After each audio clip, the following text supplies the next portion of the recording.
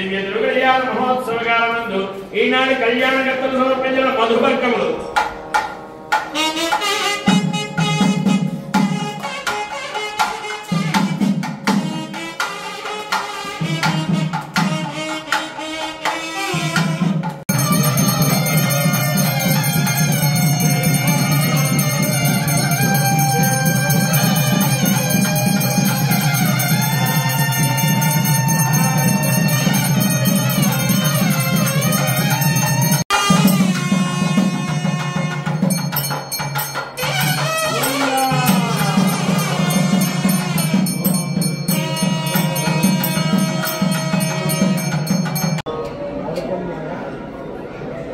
శ్రీ శ్రీ వరాహలక్ష్మీ నృసింహస్వామి వారి తిరుకళ్యాణ మహోత్సవ ప్రధాన ఘట్టం సుముహూర్తం జరిగినది. ఇప్పుడు మంగళసూత్ర దేవతలకు షోడశోపచార పూజ, అష్టోత్తర శతనామ కుంకుమార్చన జరుగుతున్నది. అందరూ శ్రద్ధాలులై స్వామి ధ్యానం చేస్తూ ఉండండి. ఆనందవల్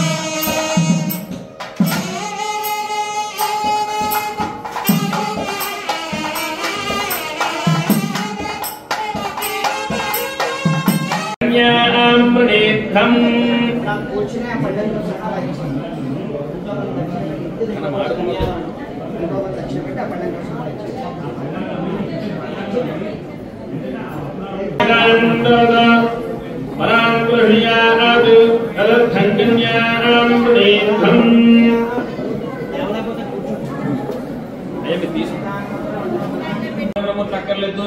సీతమ్మ తెల్లగానో ఒక ఆయన ఎత్తిపోయాడు, రావణాసుడు 10 తలలు తెగిపోయాయి. అట్లా కాదు, రామచంద్రమూర్తిని సీతమ్మ తల్లిని కలిపి హృదయంలో ఆరాధన చేసుకున్న ఆయన ఇంకొక ఆయన ఉన్నారు, ఆంజనేయ స్వామి. చిరంజీవి భవిష్యత్ బ్రహ్మ అయ్యారు ఆయన. కాబట్టి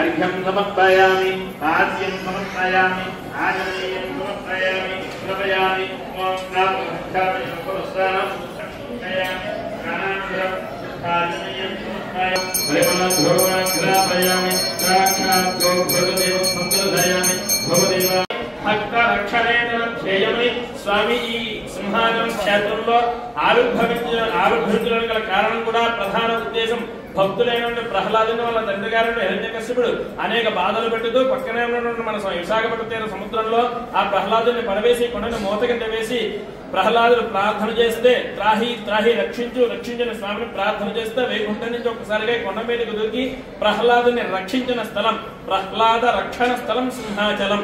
అటువంటి భక్తులకి ఏ రకమైన ఆపద స్వామి తట్టుకోలేడు. ఆ ఆపద నుంచి భక్తులను తొలగించి భక్తులను రక్షించేటటువంటి ఉద్దేశం స్వామి యొక్క ప్రధాన ఉద్దేశం. అటువంటి భక్త రక్షణ దురంధరుడైన స్వామి ఈనాటి కళ్యాణ మహోత్సవ కార్యక్రమంలో రక్షాసూత్ర బంధనాన్ని స్వీకరిస్తూ ఉన్నారు. అనయా ధ్యానావాహనాది సులభోపచారతోయ